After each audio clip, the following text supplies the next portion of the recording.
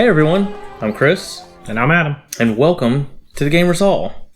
And today we're going to be talking Tasha's Cauldron of everything. But specifically, we're going to be getting into the Feats. Feats. That's the thing that everybody either really likes or really doesn't like. You could use it to up the power of your character or add actual flavor to what you're already trying to do. It's a little bit of the spice in the dish that is your character. Yeah, because having just one feat, could actually ramp up the roleplay value of your character, because maybe that's what you design your whole character about. Or maybe it just gives you that extra little bit of damage or protection that you're looking for. But either way, let's get into it. All right, let's do it.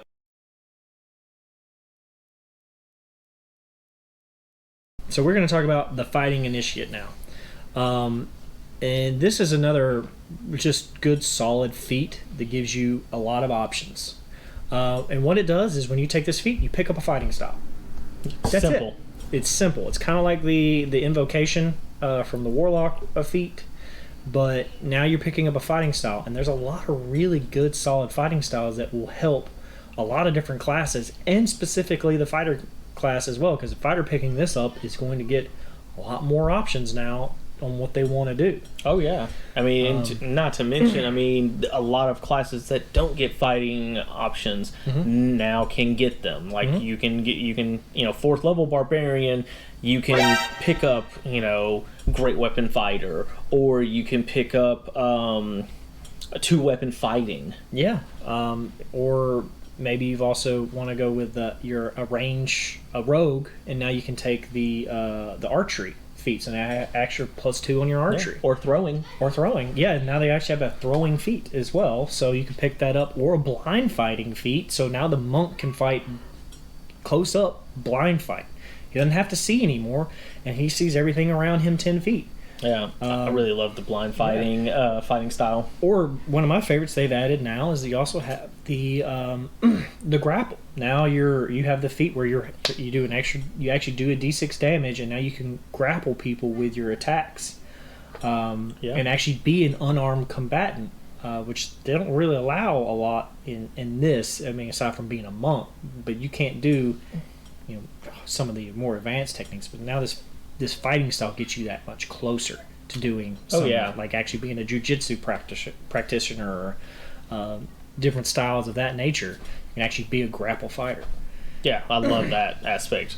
But this is just one that just adds more. It's not taking away from anything, and it's definitely full of, how did you find out this fighting style? I mean, you could have been that protection guy that's like, well, I like to protect other people. Well, I'm also going to pick up the one that protects me, because I've noticed that or vice versa. Like, I picked up the armor, I have extra AC. Well, I noticed how I protect myself. Now I can protect them with my shield and their reaction. And there's lots of ways to explain why you picked up this fighting style, because, I mean, it's just a continuation of what you've learned in the campaign. Yeah, or it could be something that, like, your character talks about training this, and then by the time you hit 4th or 8th level and choose a feat, well, now you pick it. Like, I've been training this, like, in downtime, that's what I've been doing. I'm a monk, I've been blindfolding myself and paying people to spar with me, and now I have blind fighting. Yeah, I mean, you've learned it from a master.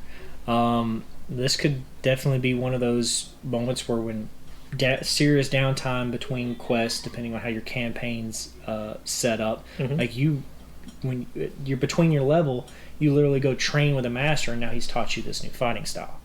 Yeah, definitely. And it's an interesting one. It's a good one, and I'm sure everybody will be able to find some way to make use of this with any class, really. Yeah, I mean, I could definitely see it. I mean, even caster classes will be able to have some use of this. There is a prerequisite for this one, though, is with a martial. You have to have a proficiency with a martial weapon, which not terribly hard to do. A lot of races that have that proficiency built in. That means a monk couldn't you get this?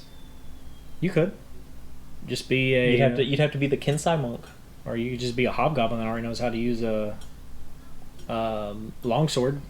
Oh yeah. I mean, you so just it doesn't matter what martial weapon it is. It doesn't matter what martial weapon it is, as long as you know one martial weapon. Proficient in one, you can get it. And there's lots of other ways to become proficient in martial weapons. Yeah.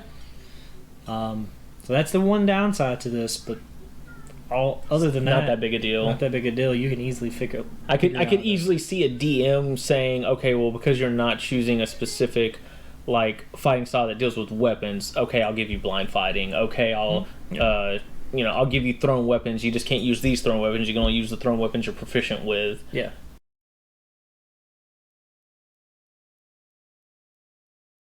Now we're going to talk about the gunner feat, which this one is heavily dependent on whether guns are allowed or even a thing in the campaign you're playing in. Yeah.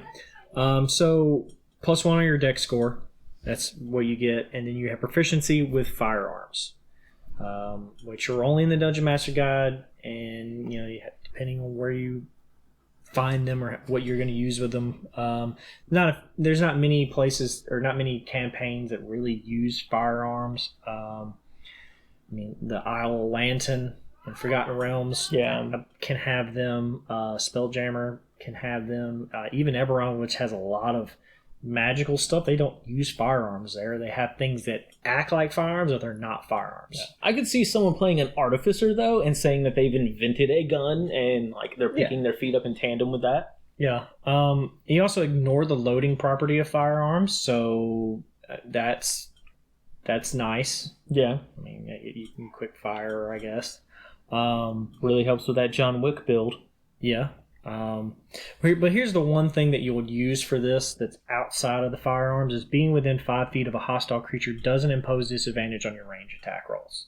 So really being up close, you don't have to worry about how far away you are. You can and it's range attack rolls. And so it can also affect magic spells as well, depending on the range that you're shooting.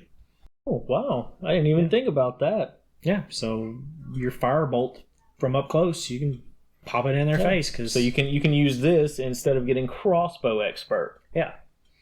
So later on, you might find a gun and you can use a gun. Yeah. I mean, this one is pretty self-explanatory. I'm not a big fan of guns, particularly in my campaigns, because they typically people find ways of really breaking the game when somebody picks up a gun. That's surprising to hear from you. I mean, I've let somebody use a gun and they did way more damage than they're supposed to because they just do more damage. And they're hard to explain, and especially they break the game through cost-wise. Guns, they cost too much. Isn't it like a gold piece a bullet? Something like that. It's ridiculous. Yeah, if you're going off the Dungeon Master's Guide, I think that's what it says. So you have to find some way to make all these. Which, hey, if you're an artificer and you have the loading property, you could actually infuse your gun. And why? You have the gunner's feat. You don't need to infuse it. Yeah, but no, it would make its own ammunition. Oh yeah. So I see what you're saying. You can continue to shoot. I think that might be a stretch of that infusion, but I mean, if you're already allowing guns in the game, you might as well stretch it. Yeah, you may as well. Yeah.